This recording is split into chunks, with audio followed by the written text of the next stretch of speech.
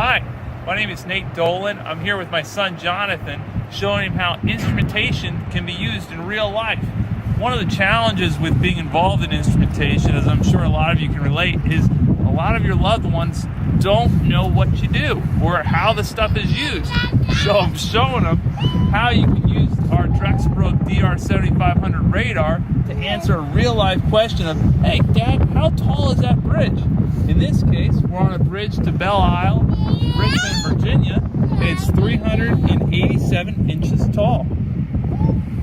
So the DR7500 from Drexelbrook is an open air FMCW radar, 80 gigahertz, and one of the benefits is very narrow beam angle, and it can also be recessed up into the nozzle of your tank, allowing for easy service and increased safety of operation.